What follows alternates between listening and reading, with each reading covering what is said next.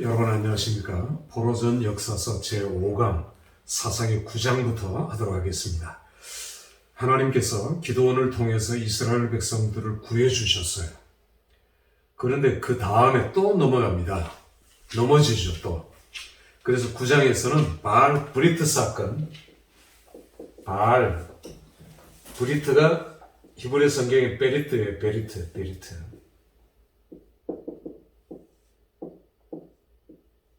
언약이란 말이에요. 자, 너무 잘 알죠? 바알과 언약을 맺었다는 겁니다. 우상 숭배, 점점 우리는 우상을 섬기겠다 그렇게 떠들고 그러더니 이제는 우상과 언약을 맺겠다는 겁니다. 야훼 베르트에서 여호와 베르트에서 이게 파괴되고 바알 베르트라는 거예요. 바알 베르트. 참 이건 기가 막힌 일이죠. 어떻게 이럴 수가 있냐 하지만 이스라엘 백성들이 이렇게 타락했어요. 이렇게 안하무인이고 이렇게 제 멋대로 자기 소견대로 이렇게 스스로 무너지는 겁니다. 이게 9장의 사건이에요. 자, 기드온이 죽습니다.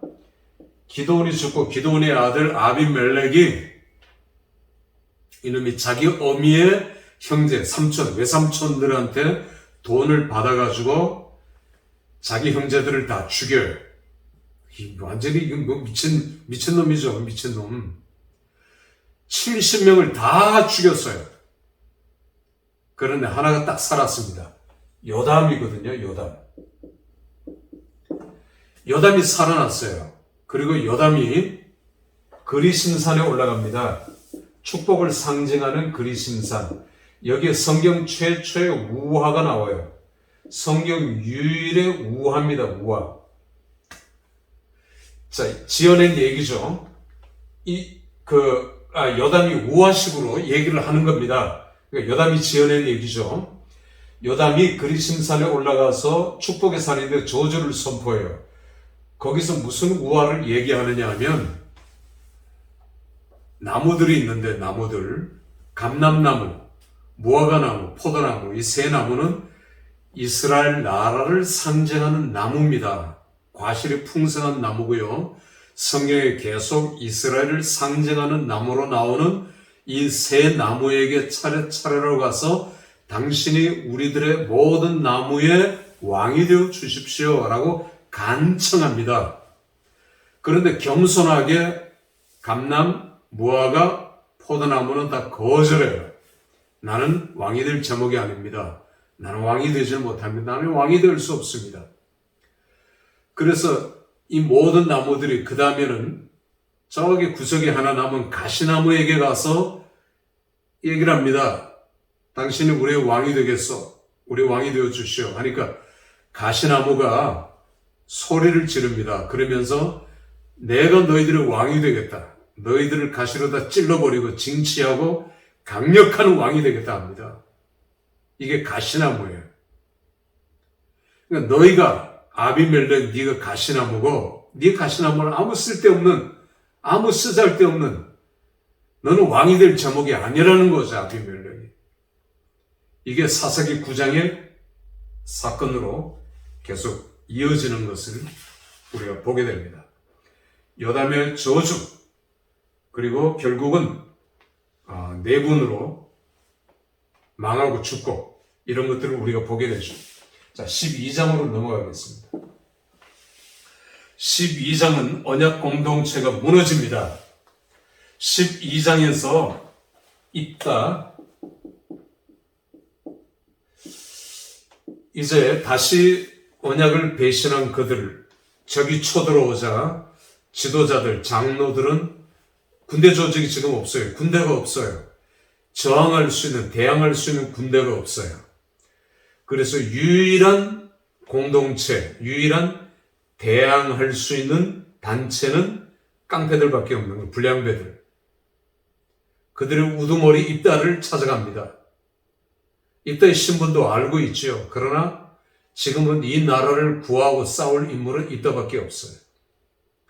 거친 입다, 깡패 두목이 입다, 이 제안을 받아들입니다. 그리고 입다가 전쟁에 가기 전에 무남 동료 외동딸에게 이렇게 얘기를 하죠. 하나님께서 내가 전쟁에서 이기고 올 때에 이 집에서 나를 제일 먼저 반기로 나오는 그를, 사람이든 짐승이든 그를 하나님 앞에 번제물로 드리겠습니다. 하나님 앞에 소원합니다. 이게 성경의 난제 중에 하나예요. 자, 이따가 승리합니다. 이 전쟁에서 놀랍게도 물론 하나님의 도우심이 있었고요. 이따는 전쟁 중에 자기의 믿음이 점점 자라납니다. 믿음이 생겨나게 되고 하나님을 의지하게 되고요. 그리고 이 전투에서 다시 입다도 므낫세 지파예요. 그래서 형제 지파인 다른 지파는 안 도와주고 오지도 않고 므낫세 지파 에브라임에게 도와달라고 합니다. 에브라임이 왜 이렇게 늦게 불렀냐 씩씩거리면서 에브라임이 와요. 그래도 에브라임 지파하고 옵니다. 자, 그리고 이제 이 에브라임 지파하고 같이 승리를 거두게 되죠.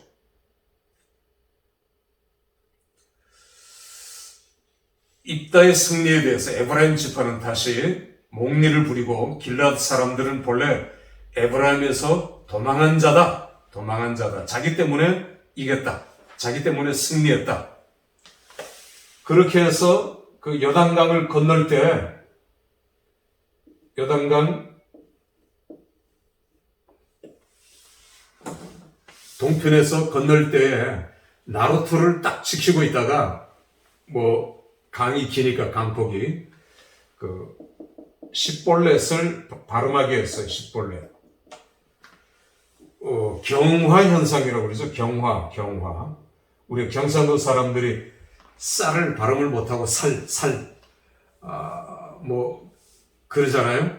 그러듯이 이 사람들은 십볼렛을 십볼렛이라고 발음을 하는 거예요. 십볼렛 하니까 그런 사람들을 다 추련했어요. 그리고 죽였어요. 42,000명이에요. 이건 참 그 지파의 거의 대부분을 죽인 겁니다. 이거 어마어마한 입다가 깡패 두목인데 니들이 날 잘못 건드렸다 이거죠. 다 죽여야겠다는 거예요. 살살 뒤로 빼돌려서 이들을 조금씩 죽여나간 거겠죠.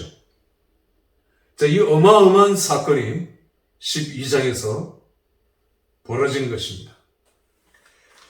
자, 이제 입다는 전쟁에서 승리하고 집으로 돌아오는데 강아지가 나올 줄 알았겠죠. 그런데 웬걸 딸이 나왔어요. 자, 여기서 두 개의 해석이 생깁니다. 하나는 입다는 지금까지 자기의 입다의 믿음대로 하나님과의 언약을 지키기 위해서 자기 딸을 제물로 바쳤을 것이다. 두 번째, 믿음이 좋은 입다가 사람을 제물로 바치는 건 비성경적인데 비성경적인 행위를 했겠냐? 성소에 하나님의 전에 바쳐서 하나님의 성소에서 평생을 처녀로 봉사하고 헌신하게 그렇게 만들었을 것이다. 그것이 이제 다시 의역을 할 때 딸을 바쳤다. 딸을 이제 죽였다. 이렇게 된 거라고 두 가지 해석이 있어요. 여러분 어떤 해석이 정확한 해석일까요?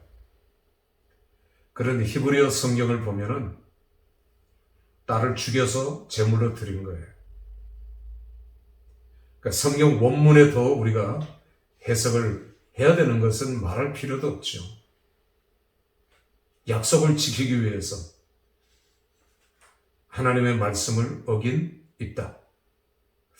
참 입다는 여러 면에서 공과 사가 있지만 이렇게 해서 사사기가 진행되어 가는 걸 보게 됩니다.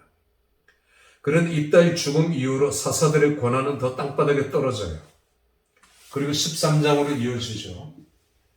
13장에는 삼손 얘기가 계속 이어집니다.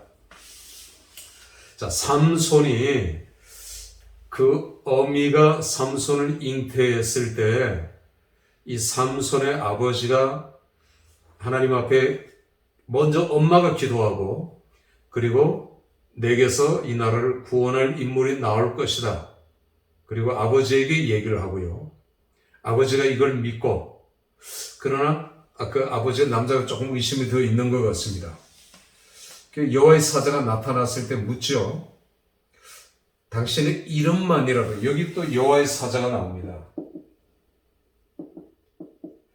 이렇게 계속해서 나오고 있는 여호와의 사자는 누굴까요? 우리가 늘 기독론적으로 해석하지 않으면 천사 이렇게 다른 해석이 나옵니다. 당신의 이름을 물어요. 이름만이라도 알려주세요. 17절, 13장 17절 들어가서 이름만이라도 알려주세요. 이름 알려주죠. 정식 이름은 아니고 이렇게 이름을 알려주면 내 이름은 기묘라 합니다. 기묘. 기묘는 메시아의 별명입니다. 이사야서에서도 모사라 기묘라 하죠.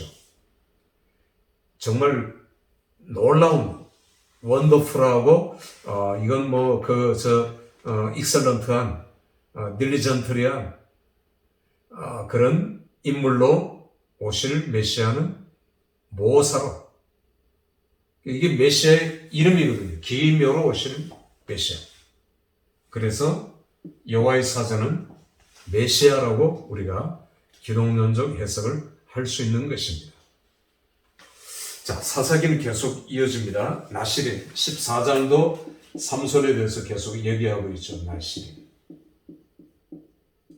나시린에 대해서 제가 지난 다른 과목에서 미리 말씀을 드렸지만 하나님 앞에 바쳐진 언약의 사람이라는 거죠. 그러니까 나시린은 어릴 때부터 이 언약을 계속해서 지켜나갈 의무가 있어요. 시신을 만지지 말고 이제 머리를 자르지 말고 독주를 마시지 말며, 예수님도 나시린이었고 세례 요한도 나시린이었다라는 말을 했고, 나시린들이 모여 살았던 마을이 나사렛, 그리고 나시린은 평생을 서예하기도 하지만 많은 이들은 꼭 어느 기간을 정해서 하나님 앞에 서약하기도 해요. 나시린 제도, 하나님 앞에 바쳐진 사람, 바쳐진 언약의 사람, 그러니까 그 언약을 지켜야 할 의무가 있는 삼손이 언약을 파기한 거예요. 그러니까 언약의 파기 장면을 다른 각도로 계속 보여주고 있는 것입니다. 삼손이 언약을 한두 번 파기한 게 아니에요. 하나님께서 보시는데 계속해서 일부러 그 언약을 파기하는 것 같이 삼손은 언약을 파기합니다. 나약한 인간을 보여주는 것이 아니라 삼손은 지금 의도적으로 언약을 파기하고 있는 거예요. 그리고 결국 무너지죠. 그리고 다곤 신전에서 장사 지내 블레셋인들이 믿는 신, 그 원수 블레셋의 신전 다곤에서 회개 죽음을 삼손이 하게 되면서 다곤 신전을 무너뜨리는 장면이 삼손이 마지막에 나오고 있는 걸 보게 됩니다. 자, 사사기의 얘기는 사실 이렇게 끝나요. 그리고 17장부터는 연대기를 따르지 않습니다. 비연대순입니다. 17장. 사사기 17장에 뭔 얘기가 나오느냐 하면, 자, 아직 여기까지는 그래도 연대순이에요. 아직 여기까지는, 죄송합니다. 여기까지는 연대순이에요. 삼손이 죽은 후에, 섞여 있지만, 삼손이 죽은 후에 이어집니다. 삼손이 죽은 후에 단지파가 이 블레셋에게 쫓겨서 위로 올라가요. 위로 쭉 올라가다가 미가라고 하는 이제 이 사람 보통 평민인데, 이 사람이 자기 집에다가 가정재단을 쌓고 이 미가가 그 당시에 얼마나 엉망이었나 송소는 있지만 그 자기들 마음대로 행했던 걸 우리가 보게 되죠. 송소는 실로에 처음 있었고요. 실로. 그 다음에는 이제 나중에 얘기를 하겠습니다만, 실로에 엄연하게 있었지만 이들은 가정재단들을 여기저기 쌓고 있었고요. 이 미가는 어느 날 자기 집에 떠돌이 레위인이 오는데 그 레위인을 자기 집의 가정의 제사장으로 삼았어요. 돈이 좀 있으니까. 미가의 엄마가 그걸 주도했죠. 돈을 주고 이제 옷도 주고 연봉도 주고 해서 이 레위인을, 엉터리 레위인이죠. 제사장도 아닌데 신분을 상승시켜 주니까 레위인도 지도 좋고 이 가정의 제사장이 된 겁니다. 그런데 정탐꾼들이 이 미가의 집에 들어가서 머물다가 이제 이걸 본 거예요. 그리고는 그 제사장 레위인에게 이렇게 꼬드깁니다. 우린 단지파인데 우리를 따라가서 한 가정의 제사장 노릇하는 것보다 한 지파의 제사장 노릇하는 게 어떠냐? 연봉도 더 많이 줄 거다. 네 이름이 더 올라갈 거고. 그러니까 이 엉터리는 금방 자리를 옮기죠. 이런 엉터리 시대가 지금 사사시대, 남자들의 죄. 그래서 저 위로 올라가서, 저 위로 라기스라는 곳까지 올라가서 평화롭게 사는 사람들을 다 죽이고 쫓아내고 여기에 단이라는 곳이죠. 단 지파가 세운 제일 비옥한 곳입니다. 비옥한 땅이고요. 성지를 순례하면은 여기서 물이 그냥 끊임없이 쏟아져 나오는 헐몬산에서부터 이게 그 갈릴리의 근원이 되는 물이에요. 그 이스라엘 사람들이 여기 휴양을 많이 가고 여름에 꼭 한번 가고 싶어 하는 곳입니다. 들어서면 아주 선선한 기운을 느끼게 되죠. 다시 말하면 이 중동의 전체가 다 사막인데 유일한 숲이 있고 물이 있는 이곳이 바로 단지파가 있었던 것이에요. 지금도 여기 많은 우상들을 세워놨어요. 이게 단지파가 자기들 12지파 전체 우상을 다 전파하게 되는 겁니다. 단지파가.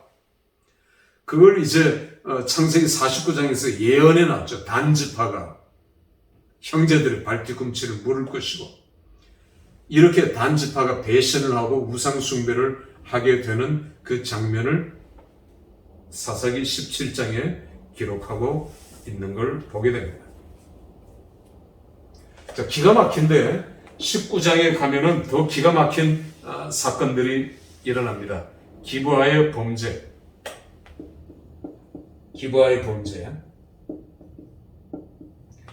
기브아라는 곳에 베냐민 지파들이 여기 있던, 그러니까 북에서 남으로 유다 지파로 갈 때, 유다 지파에서 이쪽으로 갈 때 기브아를 지나는 길목입니다. 그 어떤 레위인, 이제 다시 또 레위인으로 이어집니다. 레위인은 하나님의 말씀대로 살아야 할 의무가 있는 지파죠. 그리고 레위인들은 아무데나 흩어져 살 수가 없고 자기들이 모여서 살 수 있는 48개의 그 레위 지파가 살 수 있는 성읍들을 만들어 주었고 11조로 그들이 살아야 되는데 11조를 안 내니까 이 레위 지파들이 타락하고 여기저기 아까 이런 떠돌이들이 생기고 막 그 자기 성을 벗어나서 살게 되는 그런 일들이 벌어지게 되는 거죠. 한 레위인이 첩이 있었어요. 첩을 가지고 있는 레위인. 그러니까 이 첩을 데리고 장인의 집에 가기 위해서 기브아를 딱 지나는데 여기서 하룻밤을 머물 때 그 기브아의 불량배들이, 깡패들이 이제 이 첩을 내놓으라고 얘기합니다. 안 내놓으면 다 죽이겠다는 거죠. 그러자 그냥 내줬어요. 밤새도록 그들이 이제 욕을 보이고 윤곽을 하고 이 첩은 문지방을 붙들고 죽어요. 그런데 더 놀라운 것은 이 레위인이 죽은 이 첩을 12토막을 냅니다. 몸을.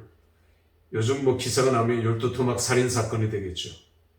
그걸 12지파에게 다 보내요. 머리, 다리, 가슴, 팔 이렇게 참 있을 수 없는 기가 막힌 일들을 벌어집니다. 일들이. 그 지파들이 이걸 보고 그냥 분기탱천한 거죠. 자초지종은 들어볼 것도 없고 이놈들이 이런 나쁜 놈들이 어디 있느냐 해서 베냐민 지파를 공격하기 위해서 그들이 40만 이상이 모여요. 이때까지 군대 하나 없고 어느 지파가 공격을 당하면 아무도 쳐다보지도 않고 안 도와줬던 그들이잖아요. 삼갈 때 소음 오는 작대기 하나 가지고 삼갈 사사가 나가서 싸울 정도로 군대 조직이 사라졌을 바로 그때, 그런 때. 그런데요, 베냐민 지파의 산악지대에 살았던 베냐민 지파들은 아주 탁월한 전투 지파, 전투 민족입니다, 이들은. 자, 이들과 이 전투는 어떻게 될까요? 다음 시간에 살펴보도록 하겠습니다.